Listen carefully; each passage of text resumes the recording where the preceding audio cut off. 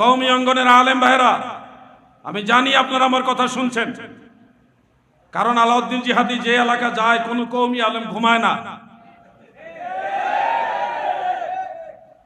এটা শত্রুতা ভাবাপন্ন হয়ে নয়, মহব্বতে অনেকে শুনে। আমি এই পর্যন্ত যত জায়গায় কওমি মাদ্রাসা অথবা কওমি মাদ্রাসার পাশে মসজিদে যত জায়গায় নামাজ পড়তে গেছি, কওমি আলেম ভাইরা আমার যথেষ্ট মহব্বত করেছে। আমি গেছি নামাজ পড়তে, তারা দৌড়া এসে মোয়ানাকা আদর করে, মুসাফা, নাস্তা সহ অনেক আদর আপ্যায়ন করেছে। আমি হিংসা করে বা হিংসাত্মক মনোভাব নিয়ে বলছি না। কওমি আলেম ভাইরা, আপনারা হানাফি মাযহাব মানেন, আমরাও হানাফি মাযহাব মানি। হানাফি মাযহাব আপনারাও মানেন, আমরাও হানাফি মাযহাব মানি। বাংলাদেশে যত কওমি মাদ্রাসা আছে সবাই হানাফি মাযহাবের অনুসারী।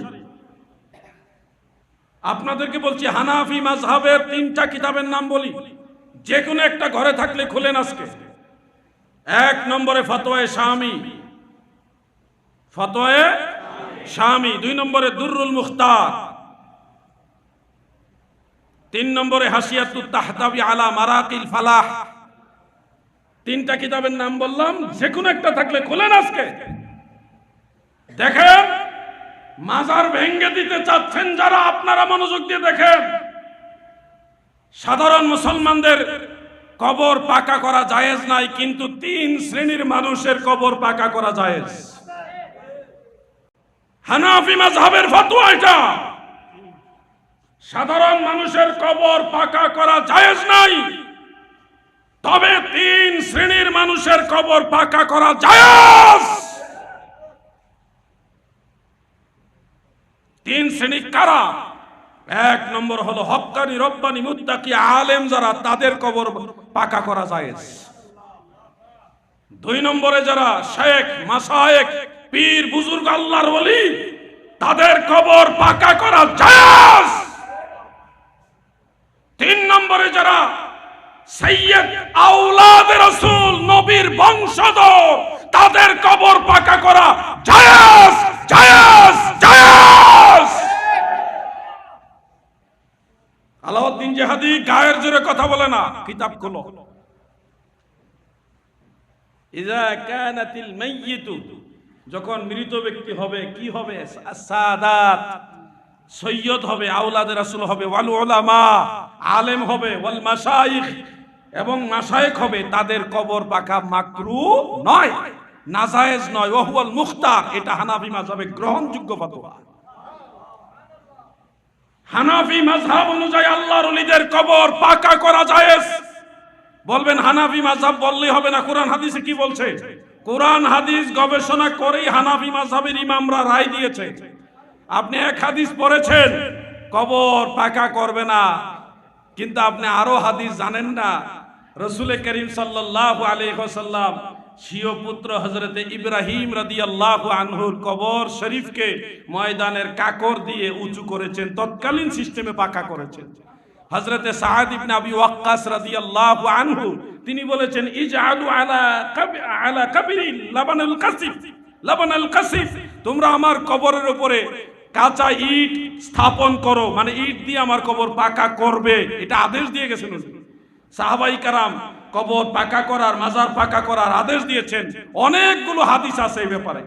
এই জন্য 2 ধরনের হাদিসকে সমন্বয় করে ফুকাহায়ে আহনাফ আমাদেরকে মাসআলা দিয়ে গেছেন, সাধারণ মুসলমান মারা গেলে তাদের কবর পাকা করা যাবে না, কিন্তু ওই 3 শ্রেণীর মানুষ, হক্কানি রব্বানি মুত্তাকি আলেম, অথবা আল্লাহর ওলি, পীর, বুজুর্গ, অথবা আওলাদে রাসূল যারা সাইয়্যিদ, নবীর বংশধর, এই 3 শ্রেণীর মানুষ মারা গেলে তাদের কবর পাকা করা জায়েজ। এই মাসআলা আমি বলে গেলাম। এই জায়েজ কাজকে যারা শিরক মনে করেন, কবর পাকা করাকে শিরক মনে করেন, বিদআত মনে করেন, নাজায়েজ মনে করেন, আমরা মনে করি সালফে সালিহিনের সাথে, পূর্বের মুসলমানদের সাথে আপনাদের কোনো সম্পর্ক নাই। আপনারা নতুন, আপনারা নতুন, আমরা পুরাতন, আমরা মদিনাওয়ালার দল, ঠিক কিনা বলেন? কথা একটু করা হয়ে যাচ্ছে মনে হয়। আমি মাজার নিয়ে আজকে আলোচনা করতাম না, কিন্তু সময়ের তাকিদে করছি।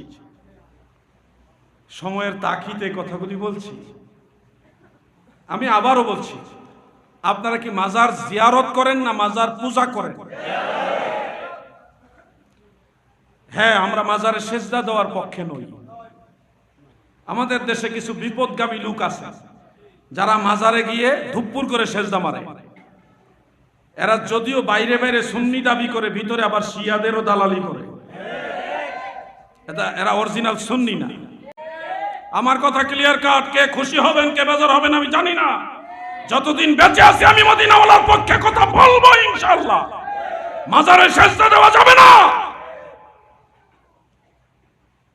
একমাত্র আল্লাহ তাআলা ব্যতীত আর কাউকে সেজদা দেওয়া যাবে না। যে পীর বলবে আমাকে সেজদা দাও, ওই পীর তালাক দাও আপনার জন্য ফরজ। আপনাকে দলিল শোনাবে যে ফেরেশতারা বাবা আদমকে সেজদা দিয়েছে। ও বাবা, তুমি কি বাবা আদম কি? ফেরেশতারা সেজদা দিছে আবুল বাশার আদমকে। কার আদেশে? আল্লাহর আদেশে। তো তুমি যে সেজদা নিচ্ছ কার আদেশে? তোমাকে সেজদা দেওয়ার কথা তো আল্লাহ বলে নাই। আল্লাহ তো বলছে শুধুমাত্র আদমকে সেজদা দেওয়ার জন্য। তোমাকে সেজদা দিতে তো আল্লাহ বলেনি। তুমি আদমের দলিল তোমার উপরে নিয়ে আসছো কেন? আবার এখানে কথা আছে, তাফসীরে মাজহারির মধ্যে উল্লেখ, ফেরেশতারা কিন্তু আদমকে সেজদা করেনি। হাকিকত শুনুন, ফেরেশতারা আদমকে সেজদা করেনি। বলবেন কোরআনে আছে, কোরআন বুঝেন না আপনি? উসজুদু লিআদামা, তোমরা আদমের দিকে সেজদায় অবনত হও, আদমের প্রতি সেজদা অবনত হও। আমরা কাবার দিকে সেজদা করি কিনা? নামাজ পড়েননি? জোরে বলেন, কাবার দিকে সেজদা করেন?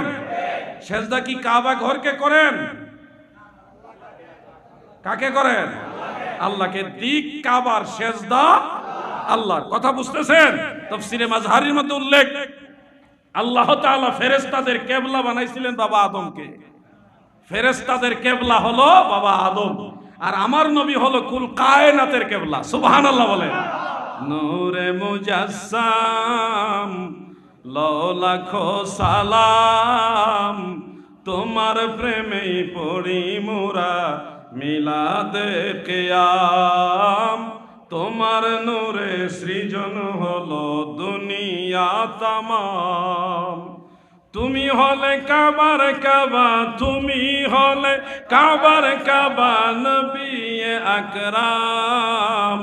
নূরে মুজাসসাম লাখো সালাম, তোমার প্রেমে পড়ি মোরা মিলাদে কিয়াম।